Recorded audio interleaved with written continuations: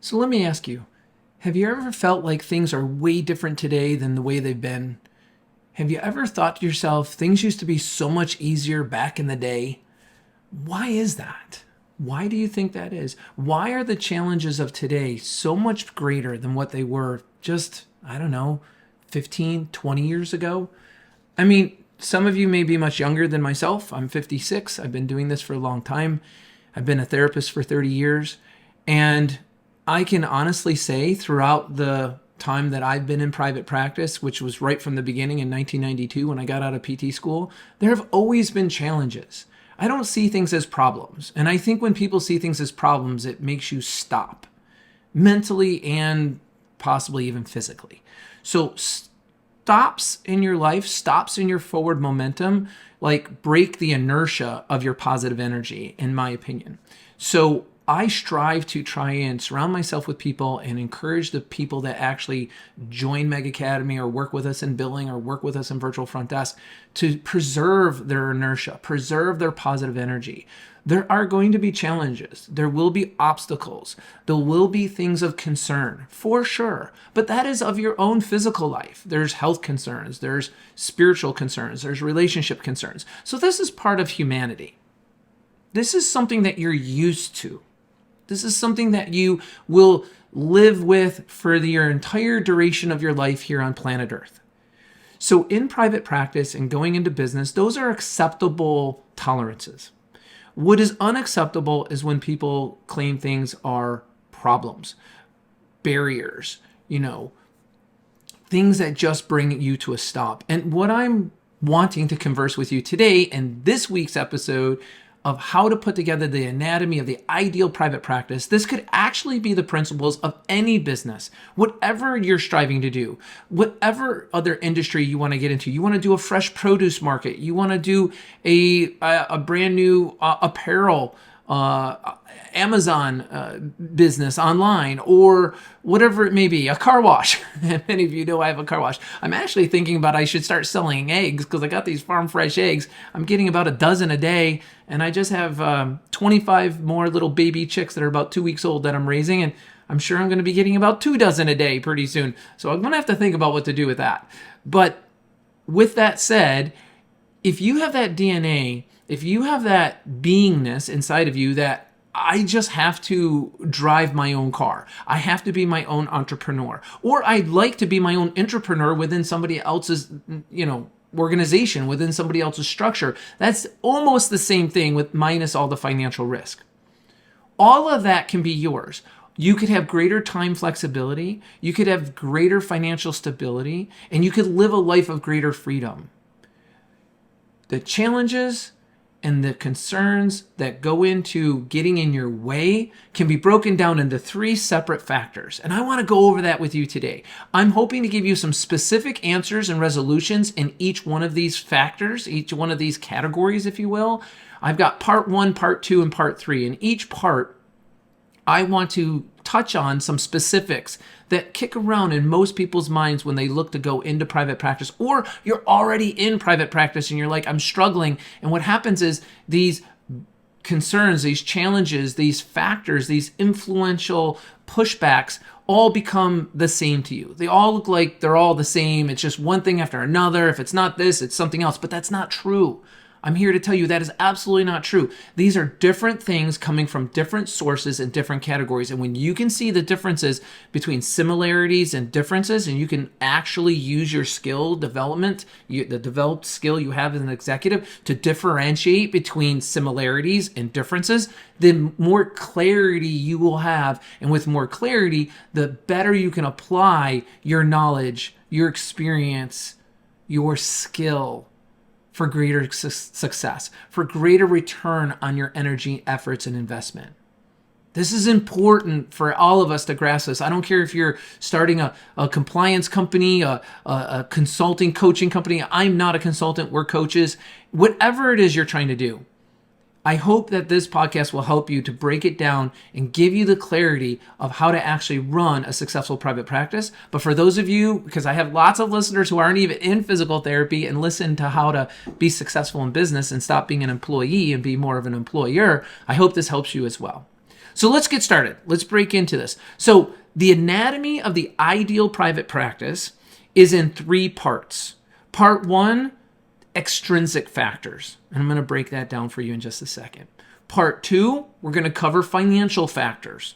There's pre-opening financial factors and existing financial factors. Those tie closely together with your key performance indicators. I kind of like that KPIs kind of thing. I think of it, if you think of it even more organically than the industry business terminology of KPIs, key performance indicators, I think of it as primary stats, which would be metrics for divisions and groups of people working within my organization, and individual stats, which is the measurement of my performance, the measurement of my individual products.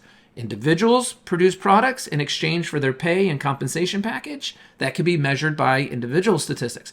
Groups, divisions produce products, but on a bigger collaborative level, and I call those metrics. There's statistics as well, but because they measure a group, I call those, what are the metrics of this division, the finance division, the production division, the marketing division, whatever it may be. I have to have a separate, distinctive category of primary metrics for the group, and I have to have individual statistics that measure the performance of the individuals. And then our third part is operational factors. Operational factors. I've made some notes here, so for those of you watching on YouTube, I may be glancing at my notes, so please don't be distracted by that, but I want to be transparent with you. I put a lot of effort into putting all this together, so I really hope you guys can click like and subscribe. Less than 2% of you guys are actual long-term subscribers. There's a ton of listeners, like 98% of you listen each and every week, but when you click subscribe, it really does help. So that's my only ask of you as I try to exchange in abundance in giving you this material. So let's go back to part 1, extrinsic factors. One of the most important extrinsic factors, and you've heard me talk about this a lot. We've been podcasting now since 2018. I must have shot 4 or 5 podcasts on this because it's so important. And it's number 1, mindset. It's your mindset. So many of us don't take on, we have the desire, okay? I know this. I see it in you. I hear it. You guys call me all the time. We do, it's called a practice assessment, but it's a personal assessment. I'm assessing you if you're ready, if you have the skills, if you have the toughness, if you have the commitment, if you have the right mindset for being a practice owner and an executive. You have to be disciplined. You have to be able to disappoint people by telling them no. You can't give candy to everybody just because they ask for it. You have to be willing to, not be risk adverse. I mean, the owner mindset is one who's like, I'm willing to put in time and money and effort to make a change in my life for a greater return, for delayed gratification down the road. Your first 12 to 24 months may feel a little upside down, a little tipsy-turvy from being an employee. An employee is, I get the same thing every week, every month for doing the same thing every week, every month. It's total financial stability coming in, but it's controlled. Can you see how that's controlled, everybody? For those of you who are entrepreneurs and intrapreneurs, you see that? I mean, it's literally polishing the inside of your prison bars by saying, oh, but I have such a great job, Brian. I'm making $93,000 a year. I got a 401k and I've got my health benefits. What more could I want? Great, stay in that cell. That is an awesome place to be. If that's all your heart's desired and that meets all of your goals and objectives in life, you've got the next 30 years in that cell. Like, it's literally going to change by $5,000 to $10,000 maybe a year. And that's fantastic if you're solely content with that. If that is meeting all of your needs, who am I to say that that's wrong? Wonderful, stay there. But to me, my eyes, I gotta tell you, that's prison. Lock me up. That means I have no control over greater expansion of my life, my reach, my ability, my sensibilities to touch and impact more people, to put forth a much greater generational start for my children and then their children. Because what am I on? I'm on a trajectory. I already know the fixed amount of income I'm going to make the rest of my life, and I already know what and I'm at the whims and waxes of everything that owner decides to do. They could make some cockamamie crazy decision, and now all of a sudden I'm the effect of that. People don't think that. They think like this is like some government job and it's going to be there forever. I don't even think the government's going to be here forever at the rate they're going. I mean, it's an insane kind of thing. I digress. Let me put myself back on track.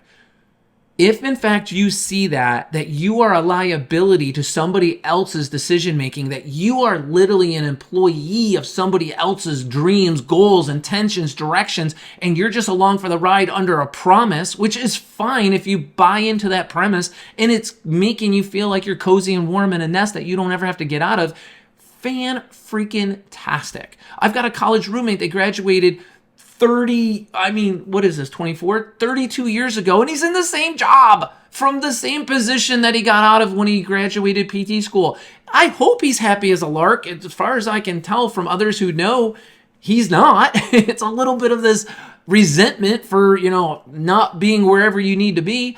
Hey man, choices, right? It's all about choices. So do you have the risk adversity? Are you willing to go for the ROI, the return on the investment? Are you willing to bet on you? That's the owner mindset. There's 4 types of owners.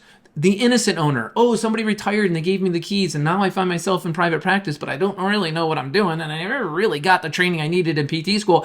They call me, Brian, can you help me? Yeah, I can help you. I can give you a learning management system. I can give you the metrics. I can give you the structure, but you're going to need to go back to school with us. This is an academy. This is an MBA-like program. You're not getting an MBA. You're not getting a certificate. You're not even getting college credit or anything like that. But it's everything designed on how to run in the top 10% of practice ownership. Like literally, I'm only going to show you what the top 10% of people in this country do in private practice. And if you can embrace and take those tokens and make it your own, massage, mold, modify, work with us as coaches to make it work for you, because everybody's in different parts of the country. Some people want to be a mobile practice, an all cash practice, a hybrid, half cash, 20% cash, 80% insurance. Some people are like listening to what I'm saying and they're like ditching the bottom 50% of the insurance companies. Hasta la vista, baby. Go find some other sucker, you insurance hack, who's paying like nothing, who's paying less than 50% of what a massage therapist is making these days. Forget that. I'm not, go pound sand. I am not taking those patients. I love those patients, but I can't do it. But what I will do is I'm going to offer my wonderful, beautiful, genuine services at a cash rate that is basically equivalent to a massage therapist is charging. And you can come in and get the skilled care from a doctor of physical therapy who spent 6 years in school, 5 years in school, depending on where you went. Look, you have to understand that depending on what kind of owner you are, your success is going to be somewhat interdependent upon the type of practice model, which goes down to the operational factors, part 3. So getting ahead of myself. Let's stay on the 4 types of owners. Innocent owner, you just kind of fall into it and you're trying to play catch up. Those calls come in every single week. I'm enrolling people in the platinum package of Meg Academy and they are like, oh my gosh, Brian, if I knew what I was going to get in this, I would have paid double what it cost for me to get in here. As it is now, it costs the cost of 13 patients. So literally the amount of revenue you're going to make off of your first 13 patients, you just purchased a whole academy. So I'm very proud of that. Then you have, from the innocent owner, then you have the caregiver owner. These are the people who are already in private practice and they're doing their thing and they're getting paid like $50,000 or they haven't even been paying themselves. I've got people who haven't even been paying themselves, but yet all their staff is getting paid. And my heart goes out. I am like bleeding for these people to make changes, to make their life the way it belongs. They're not to be the Joan of Arc of physical therapy. They're not to be the martyrs. This is not what this is supposed to be, right? And not all these people, but some of these people are like, well, it's all about patient care, Brian. Patient first, employee first. Yeah, right. Every physical therapist is about patient first. Give me a break. Get over yourself. Are you kidding me? I don't meet any physical therapist who's not working in the best interest of patient care. Honestly, and if they are, they're not talking to me. I don't meet them. I don't see them. I'm not saying they don't exist, but it's such a fragment of 1% of the population of the 139,000 licensed therapists in this country, which is about what I think there is. I've also seen stats that's 179,000, but I don't think they're all practicing, so I'm not quite sure what that total headcount is. Any of you that know the total headcount of licensed physical therapists practicing in the U.S., please write in the comments below. Please email jenn@megbusiness.com. That is such a hard data point to get. I'd love to see that. So the martyr, the caregiver owner, you got to be the type of person that's not going to work as a physical therapist each and every day, pounding the side of the treatment table, putting in 40, 50 hours of patient care, and owning your practice. Like, literally, that's crazy. You've got to go to work each and every day being the practice owner. Oh, and I happen to be a PT as well. I'm an owner, and I got owner decisions to make. I got elevated owner responsibilities to put my hat on.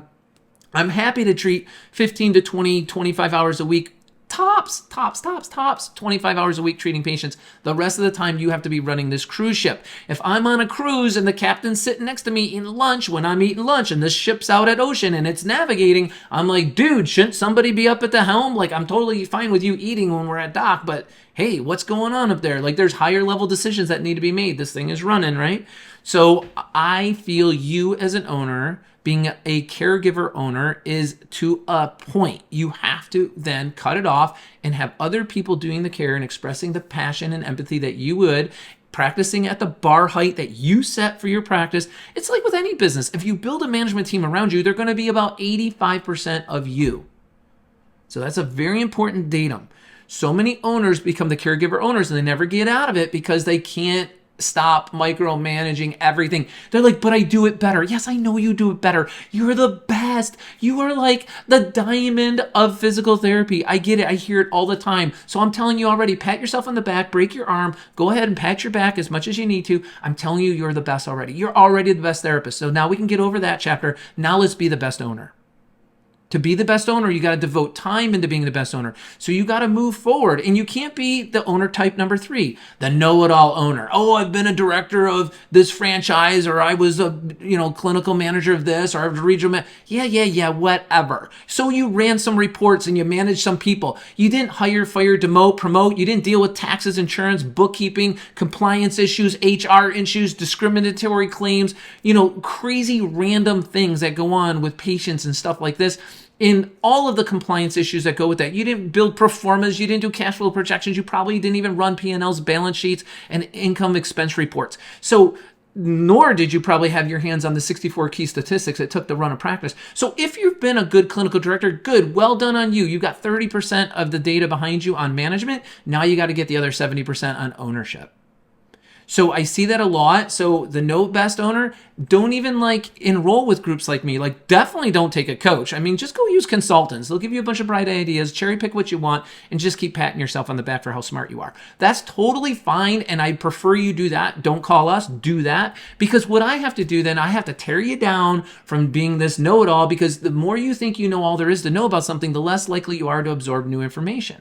I know you have a filing cabinet of data, fixed ideas, successful actions in your head. I'm not saying you're wrong. I'm not saying you haven't been successful in what you've applied and what you've learned. But what I am saying is, to be successful for the long haul, even myself, I do this all the time. I have to open the filing cabinet in my head. I have to move the files. Physically think about this, everybody. You're moving the files apart in your brain, making space for new datums, new intellectual points of reason, new experiences, new skills that you have to apply. They have to go somewhere. They have to find room in that mental filing cabinet in your head. And when they slide in there, you assimilate. When you assimilate that data, that new way of thinking, that new mantra, that new operational basis, that new standard operating procedure now becomes reality. Brian, I only gonna see one patient an hour for the rest of my life. Oh, okay, Sally Jones. And what's your reimbursement per visit? We're down to $68 a visit. Good luck with that. Wish you the best. Because if you keep thinking the best patient care can only be delivered at one patient an hour, I've got a bridge to nowhere to sell you, because that's where you're going. You're going to nowhere. Because the best physical therapists in the world do not schedule one patient an hour. You just go to any other country and you'll see tremendously over-the-top outcomes. And look at their schedule. It is not one patient an hour. I can tell you that. Now, if you're still in the Pacific Northwest and you're getting 135 a visit, enjoy those days. No need to change. You're cranking it out. You've got your own set of challenges with personnel and turnover and payroll, which is just insane, going crazy out there. But you don't have this problem, right? So you have to find, based on your reimbursement per visit, based on where you are in the country, based on what your personnel metrics are, what is the ideal schedule that's going to give you the optimum outcome for the patients? And don't hang on these fixed ideas. It's 1 an hour, it's every 45 minutes, it's 40 minutes. You have to open your mind up to the way in which your practice has to run and the environment in which you're running it. You could literally be a superior, wonderful top 10% practice operator at seeing a patient every 40 minutes. at seeing a patient every 45 minutes, at seeing patients every 30 minutes, keeping them 55 to 65 minutes, 8:30, 9:30, 10:30, crossing them over, not fraudulently billing, not billing direct procedural, direct, codes. At the same time, I am not suggesting that. I never dabble in the gray area. But if you're willing to open your mind up to how the top 10% of people are currently doing that, that's how we won practice of the year. We were seeing patients every half hour, crossing over. We had teams. We had 4 key elements that made that work. Hey, man, there's no reason why you should have any trouble with that. None at all. Like, you should be wildly successful at doing that. It's just that you don't know how. And in the absence of information, you always make it the worst. That's the human tendency. I don't know how they're doing it, so I'm going to criticize them. They're not doing it the way I do it, so they must be fraudulent. If you jump right to those conclusions without inspection and without full knowledge, without full observation, then you're just making a critical snap judgment. And that's not who you are. That's not who you want to be. That's not how successful CEOs operate, at least. And if you want to be a successful CEO, you got to abandon that. You want to be the 4th type of owner, the go-getter owner, the one that comes in and says, I know a lot, I know this, this, and this, and I can get better. There's more that I need to know. There's more that I was never taught in PT school. There was more that I never got in my experience. Because what makes an expert in this world, what makes an expert in any field, is someone who's got a high degree of knowledge in a particular area, and they have a comparable high level of experience in that area. When you're highly experienced and you're highly trained, highly knowledgeable, you can apply at a high skill set. And when you can do that, you're an expert. I get asked to speak all around the country, whether it be for the APTA, state conventions, state chapters, schools, universities. I just did the senior center just as a charitable thing. And I don't know, people say I'm an expert in the area because that's their observation of the information that I can give based on my experience and knowledge. And I'm proud of that. I'm happy that people feel that way. But honestly, how do I feel? Brian Gallagher, how do I feel about myself? I feel like I got a lot to learn. I feel like all these magazines on my desk, I'm still reading each and every week. I feel like 55 books a year is not enough to get through. I'm still striving to consume knowledge, consume data, and I'm engaging with you. I'm engaging with owners all across the country. I learned so much from you. I learned so much from your experience. I'm very auditory, so I can absorb very quickly and replicate that almost like what is that, photographic memory, but not from paper, from listening. Like, I tend to have that sense of it. So anyways, be that. Be the go-getter owner. If I could do anything for you, it's to enrich you in that way. Be thirsty, like parched all the time for knowledge and experience. Not just one, but literally both. You need to be like in strong desire for both. That's your go-getter owner. What else is in this part 1, these extrinsic factors? Number 2, not just the type of owner, but your emotional connection to money. I need to help so many people with this. Your grandmother, your father, your mother, your brother, your cousin, your sister who's an accountant. Look, don't take business advice from your accountants, okay? They may be wonderful people, and I love the accounting field, but guess what? Your accountant isn't the dude who's going rock climbing or bungee cord jumping or jumping out of the airplane and doing some skydiving. No. They're wearing khaki pants, polos, and driving Honda Accords, and they're going to live their life conservative because there's danger lurking around every corner. And God love them. That's why I want my accountant. Watch my back. Make sure that my I's are dotted, my T's are crossed. Be that conservative person that I'm hiring you to be. If I have an accountant who's a risk taker, you ain't my accountant, because I'm not looking for that in an accountant. But if I'm going to go be a business owner, well, I'm breaking from the pack. You better be willing to take risks. So why are you talking to your accountant on business advice? What, math, numbers, bookkeeping? Give me a break. Spending, budgeting, line items, super simple. Bookkeep that out. No big deal. But advice on strategic planning, entrepreneurial vision, growth, expansion, investment in training, investment in the second office, not the right source to go to. And definitely don't go to your parents. I mean, and I'm not saying your parents are wrong people. They're the most wonderful people ever. But if they haven't run a business before and they haven't been down that path, then what advice are you looking for? They're going to tell you to watch your back, think small, go little, take baby steps, spread this out, have the longest runway ever before that plane gets altitude.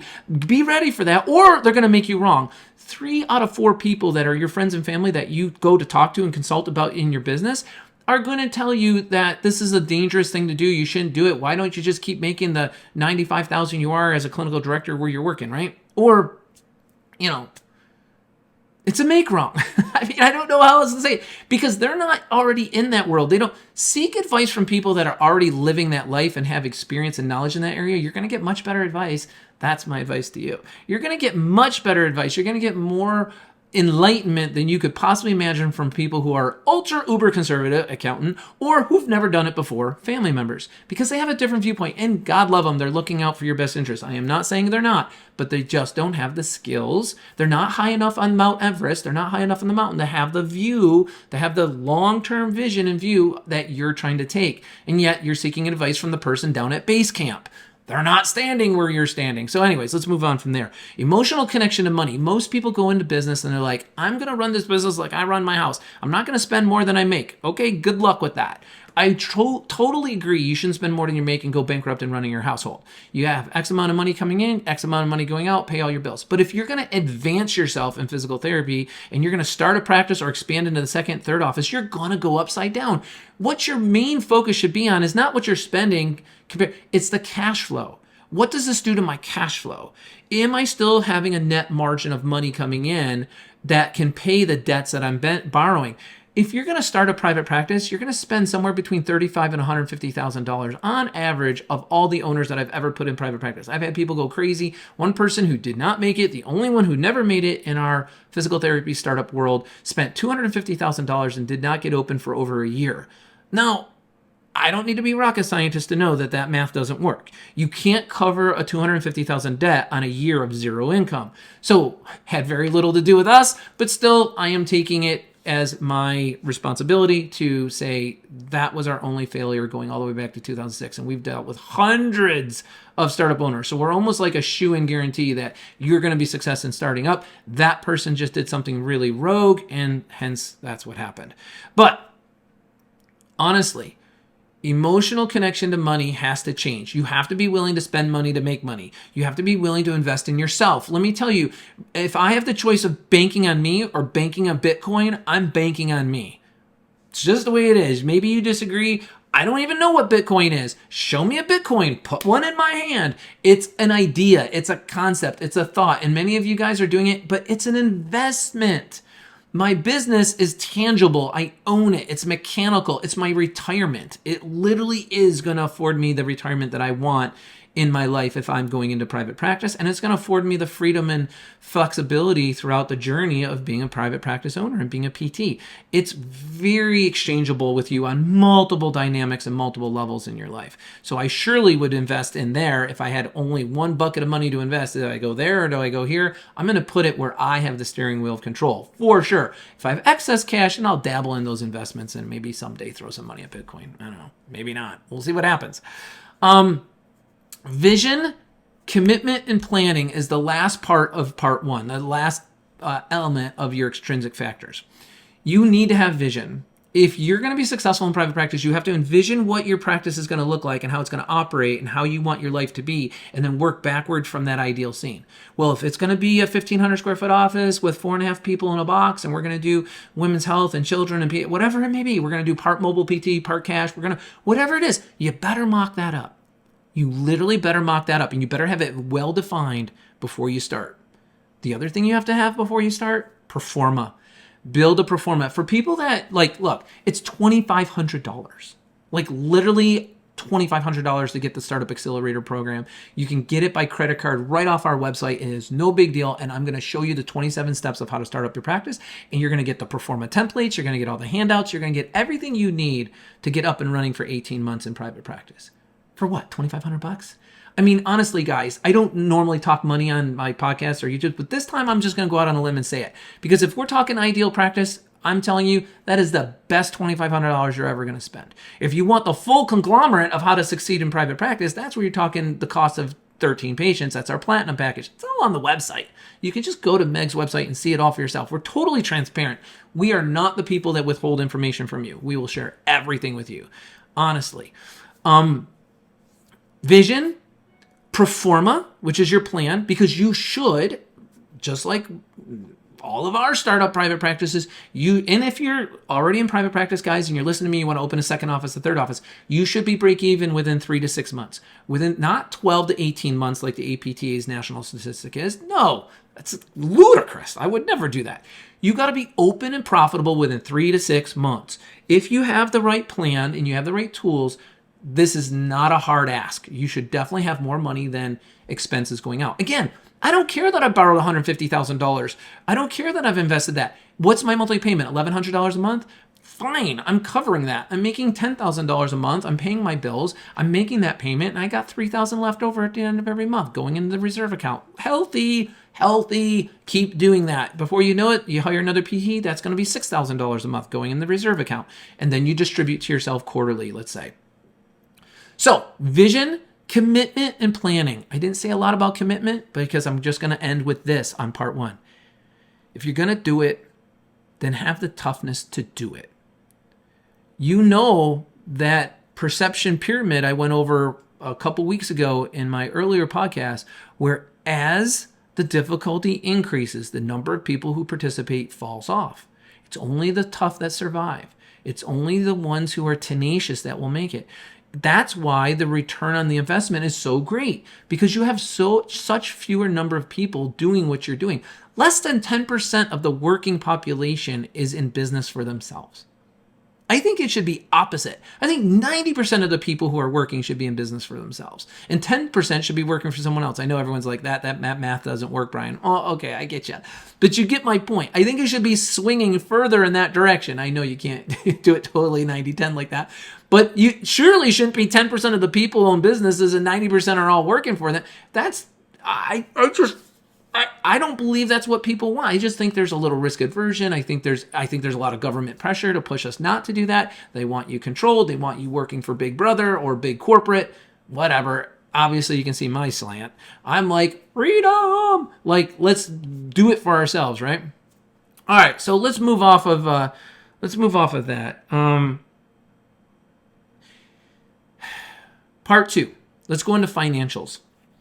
There's a couple other things I wanted to share with you here, but I'm going to push it down to part 3 because it's a little bit more on the operational side. Those extrinsic factors, I think, are pretty solid that you just got right there. Let's move on to the financial side of things. Startup capital, as you know, $35,000 to $150,000. Now, you may be asking, well, why such a big range, Brian? It depends on the build out. Some people take over a podiatry office or a dentist office or an existing PT or a massage massage practice, all right? And it's already kind of laid out pretty close to what you need. So the build out money is very, very low, and you can really open it up. And most people, like if you're talking to me, if it's an 1,800 square foot, 2,000 square foot office, I want 2 treatment rooms, a multi-purpose room, 1 bathroom, open space for all the rest, break it up, some storage. I want a virtual front desk. I do not need a big waiting room. I mean, the way I design and lay out clinics today is way different than when I came out of school, way different than even 10 years ago. And let me share with you why.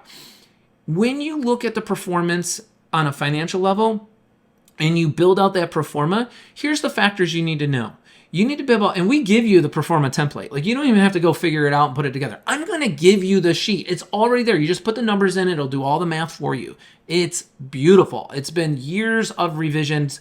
Don't recreate a wheel that I already have for you. I will give that to you in your training. You get the materials, not just the training, not just the coaching too. I mean, I'm going to be your coach. So you and I will be working together. You'll be having all the training. You'll be having all the assignments, all the quizzes, all the role play, and you'll be getting all the handouts. I mean, literally, there's nothing off the table.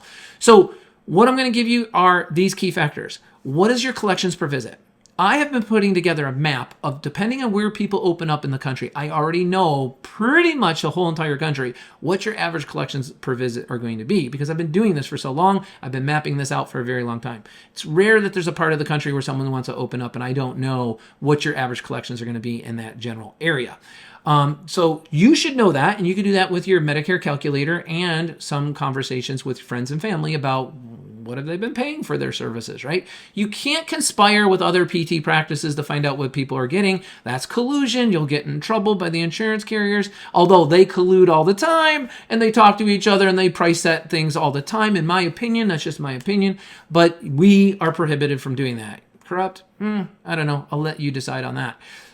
Second, schedule. What schedule are you willing to go with? What are you willing to commit to? Don't go by emotion. Go by math. Because I'm telling you, I am 150,000% telling you, you can have raving fans of high quality physical therapy care, whether they come in on a 40-minute, whether they come in on a 45, whether they come in every 30 minutes and stay 55 to 60 minutes, or whether they come in every 60. Honestly, all four of those work. The best financial schedule and the optimum schedule for your practice health is obviously the every 30-minute schedule, keeping them 55 to 65 minutes, but you can't open like that easily. So I opt for option 2. My advice is every 40 minutes, have patients coming in every 40 minutes. That is mathematically, practice-wise, balance-wise for the staff, the patient, and the practice, the second best schedule. When that's maxed out in full, that's when I start to look to convert over to the every 30-minute schedule, or just stay put, just stay on the 40-minute schedule. I'm not a fan of the 45 as much as I'm not a fan of the 60. Well, I'm even less of a fan of the every 60-minute schedule for obvious reasons. I don't think that's necessary. I think that's dragging out, and I think with the income squeeze, payrolls accelerating, costs accelerating, tax accelerating, I don't know who can afford it unless you're averaging over literally.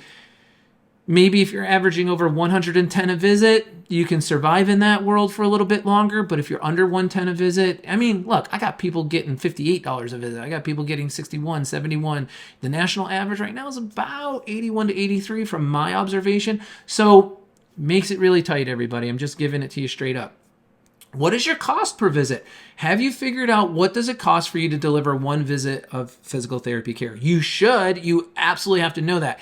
You should make sure that your spread between your cost per visit and your revenue per visit is greater than $20. Minimum $20 spread between what it costs for you to deliver that service and what revenue you're making on that service. I mean, minimum.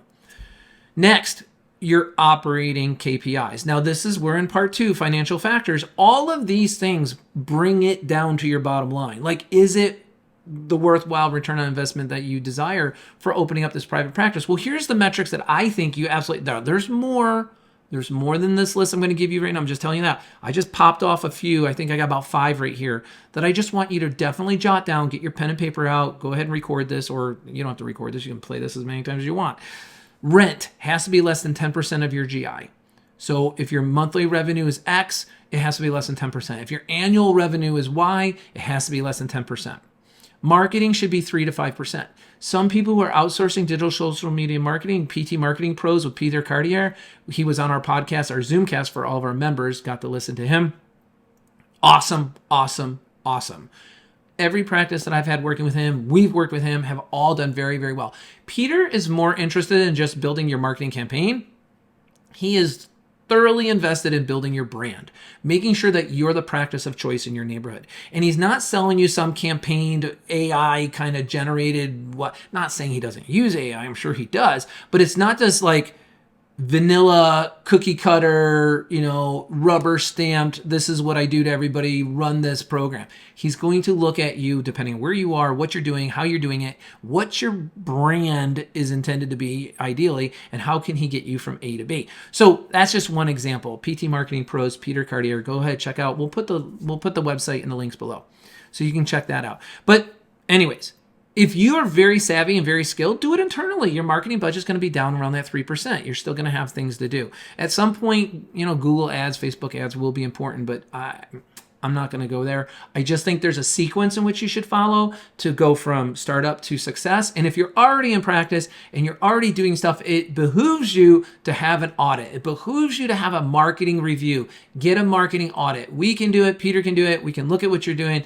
You should always spot check what you're doing from time to time. Just like you should ghost call your own front desk if you still have people at your front desk and see how are they answering the phone, how are they handling cancellations, are they doing and saying the things that you assume they are doing and saying. I'm not sure that they are, nor are you, unless you're ghost calling and figuring that out.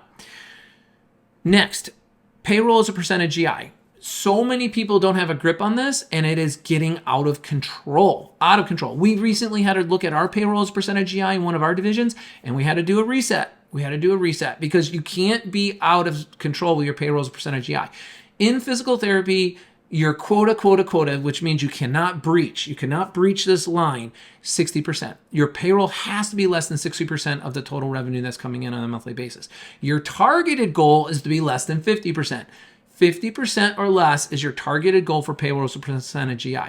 Practice owners out there listening to me right now, stop, pause, pull up your QuickBooks, do analysis. Tell me, call me if you're over 60%, because there's some things that need to change. It's time to face the music. Take your head out of the sand and let's make some hard decisions to get this practice back on track.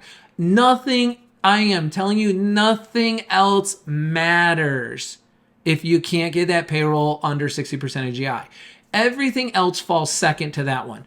If you can't have the discipline to manage your biggest cost in your services, then everything else in terms of billing, marketing, clinical care, all that, it doesn't matter, because you're not going to be in business. You won't be around because you're not controlling the largest expense in running this business. You've got to get that payroll under 60% of GI. So I think I've stressed that enough. I think you get that one. Very passionate about that. 65% of all your new patients should be return business. What does that mean, Brian? Well, that means patients who've been here before, friends, family member, coworkers, and peers of patients that have been here before come. Because of that patient's over-the-top customer satisfaction, because their net promoter score is 9 or higher, you're going to get so much new business just coming in from treating the patients that you're treating because of the experience you're giving them. Look, I'm telling you, the corporates, franchises, the deli-taking clinics, and you know who they are, and I'm not just picking on, they're not able to do what you're able to do. They're not able to give the patient care experience that you're able to give. Take advantage of that. That's your strong point. You don't have their big deep pockets and budget, but you definitely have the personal community touch. You definitely have the pulse of your community. Take advantage of that. Do the jingle bell runs, do the arthritis foundations, do the public speaking talks, do the charitable events that you can do in your community. Be known for who you are as a person. Be known for who you are as a person in giving back. Like, if you're not known for advocating in the best interests of those around you, and you're just like trying to get one for yourself, no one's coming to you. I think the biggest single ingredient to our success and our growth, being in 37 different states with 130 employees, all working from home, is that every single person who works with us, whether through billing or virtual front desk or marketing or data migration or credentialing services or Meg Academy, is that they know our efforts are to advocate for your success. Advocating for your success in turn helps us succeed in helping more people. That should be the impression you're leaving with every single human being that's touching your business. Last key performance indicator on this financial factors, which I really think makes a huge difference, is you should know two things about your financial AR, your accounts receivable. One is my percent of money owed me over 90, less than 15% of my total accounts. If not, you should have an audit. We do them all the time, and you should find out what you can do about that. Number two is my AR rolling. If I move one step to the right, my 31 to 60 compared to my 0 to 31 days old of money, did it drop by 50%? If I move from 31 to 60 to 61 to 90, does it drop by 50%? If it's not dropping by 50% every time you go, your billing company or your internal billers are not going after low-hanging fruit, and your accounts receivables rolling, and before you know it, you're going to have an AR problem. So that's it for part 2, financial factors. Let's move into part 3 and wrap this baby up. Let's bring it home. Operational factors. First operational factor is this fact. And trust me, this goes against the grain of how I started in private practice 27 years ago. This goes against the grain of how I envisioned everything when I first started. But you know what? This is 2024. This is not 1994. You're not going to do it alone. Here's my big message to you guys. If you really are going to succeed in having the ideal private practice, you have to come to terms with the reality of you can't do it alone. This is a group sport, and which means this is a community-based idea. This isn't a solo game anymore. You know, it used to be in the day when I opened my practice, I ran my Cat 5 cables, I hooked up my internet, I painted my walls, I laid the carpeting, I ran my front desk, I did billing for 4 months, I did this, I did that, I did this, I did that. It's not the way it is. You're going to need to pay some company to provide you the EMR software to do the documentation and billing and clearinghouse. And currently, because you got to get your payroll down and you can't deal with all the vacation sick, holiday, all the data, all the drama, all the turnover, all the lack of aptitude, lack of striving to be better, all of the labor force issues that come along with that, the fastest thing I see happening right now is outsourcing virtual front desk services. We do way more than just give you a virtual attendant, and that's why so many people come to us. Outsourcing your billing services, outsourcing your branding SEO services, because you only pay for what you use. If you're going to succeed in running the ideal physical therapy private practice, it's going to be a team effort. You're going to outsource accounting. You're going to outsource bookkeeping. You're going to outsource billing. You're going to outsource virtual front desk. You may even outsource your digital social media marketing, SEO. Because what do you do better than anything else? Therapy. You do better managing, hiring, directing, mentoring, enhancing, professionally growing and developing an employment ladder and opportunity for the best and the brightest therapists to come and assemble and work underneath of you. If I were to be in private practice today, the only human beings in my four walls would be DPTs, PTAs, and techs. And I would pay the bill on professional services because I'm getting professional services. I don't have to train them. I don't have to supervise them. I don't have to provide coverage. I don't have to get that call at 6 a.m. Oh, I'm not going to be making it to the front desk today. My kid's sick, or my pipe broke, or my dog died, or these are all horrible things. I'm just like, that's what's popping in my head. But it could be anything, you know. I dyed my hair green. I look awful. I can't come in. I don't know, whatever. You can't be the effect of these personnel challenges that are facing people all over the country anymore. You just have to insulate yourself from that, in my opinion. In my opinion, providing a learning management system operationally that you're able to groom, grow, and enhance every single person, especially yourself. Just because you outsource the services doesn't mean you don't need to understand how billing works and what are the KPIs, what's the proper supervision, what's the proper stats for that. Doesn't mean you don't understand how credentialing works. I mean, outsourcing credentialing, I think that department is busy for us 24/7. Fortunately, we don't even take payment until people are like cleared and ready to go and all the ducks are in a row and we're ready to work that account for you. But that's what you're paying for, professional services. Do you know when you hire an employee, let's say I hire a physical therapist for $90,000 a year. Do you know they're most likely going to get 2 weeks vacation, maybe 3? And then they're going to get the 6 paid holidays. So that's 3 weeks off a year, maybe 4? And then we got sick, snow days, inclement weather. We get cancellations. We get flu season. You probably lose another week due to low production throughout the year. So you're looking at easy 4 weeks of payroll per employee that is getting zero income back from that you're getting zero in return.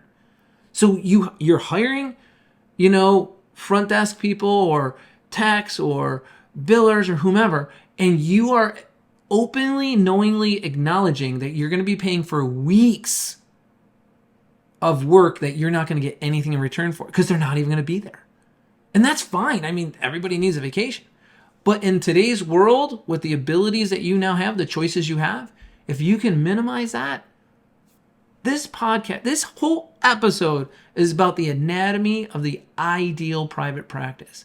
And the way I see it, I want the human beings in my four walls who I can groom, enhance, I can gel with, I can communicate with, I can challenge, we can grow, and we can become experts in DPTs, PTAs, and techs. We can be experts in patient care. I will pay for professional services.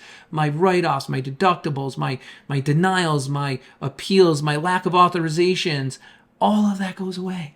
All the drama goes away. Take that away. I can't afford that anymore. I can't afford to cover that anymore. Can you?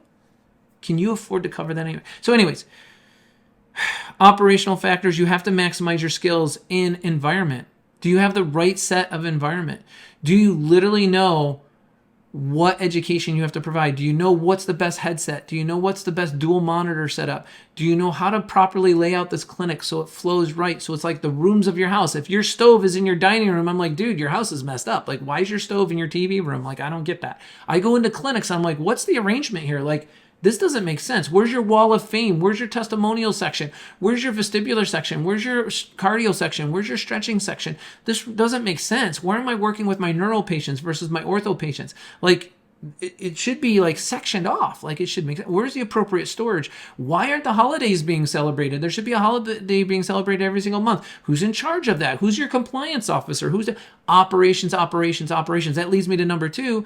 If in fact I pick the right space, it's the right square footage, I got good ingress, egress, I got good parking, I've got all that kind of worked out, I got good walk in, walk out, handicap door, all the good colors are in there. I'm not like washing people out with a gray color, making everybody look old and dead. I'm actually making it look vibrant and alive. Next is structure. Do I have the 5 divisional structure? There's 5 divisions going on in your practice, whether you realize it or not. Administrative, policies, procedures, hiring, firing, promotion, demotion. Number 2, marketing, internal, external. Number 3, finances, money in, money out, bookkeeping, billing. Number 4, production, PTs, PTAs, DPTs, tax, patient care, right? And number 5, executive and quality. That's over everybody. That's over the entire show. Executive and quality. Legal, executive, financial, contracts, leases, negotiations, all of that. Coaching in that area is super important. Don't try to go that alone. Please don't do that. Number 3, third section, these are the 4 keys for business success. I talked about number 1, environment. You have to have the right place in town, and the right ingress, egress, and the right layout. Number 2, you have to have the 5 divisional structure. Just went over that. Command channels, communication channels. Everybody knows who's who on the farm and who to go to with what. Number 3, personnel. If you're not outsourcing all your personnel, then enhance them. Get a learning management system in that's going to do the onboarding. Literally, it's going to have a program on how to make somebody a good employee. You should have a program that teaches people how to be a good employee, how to get along well with others, how to communicate effectively with others, how to be loyal, dedicated, and accountable. Forget about their post. That's post training. You got to invest in training them on how to be a good person. Personnel training.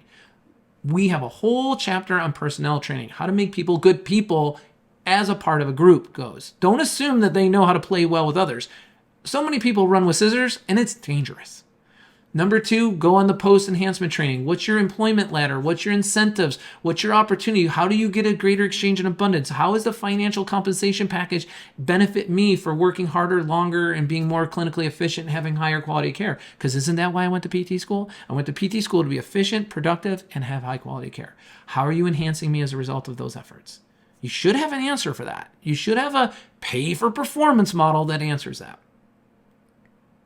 I also feel it's important to point out that if you're only addressing the person's post skills and you're not adding value to their personal side of their life, honestly, you're going to look just like everybody else. You need to look different. You need to be the zebra amongst horses. Invest in the well-being of your staff as people, acknowledge them for who they are, and validate them for what they do. You have to be invested both personally and professionally in every single person who's on your payroll. And last but not least, what are the most successful systems of operation? What's the most successful schedule? What are the most successful personnel and policies? What are the policies that should be in my handbook? What are my compliance regulatory policies? What are the 8 audits I need to do annually? What's a compliance officer do? What's the hat of a compliance officer look like? What is the best schedule? We already talked about that. How is it, Brian, that you say physical therapists don't bill? Well, they don't. They absolutely don't bill. Well, how do you communicate that? How do you communicate the importance of people actually being able to walk out within 60 minutes of their last patient so that they're not so bogged down in writing narrative notes that look like books? All of these things that are going to help improve their quality of life.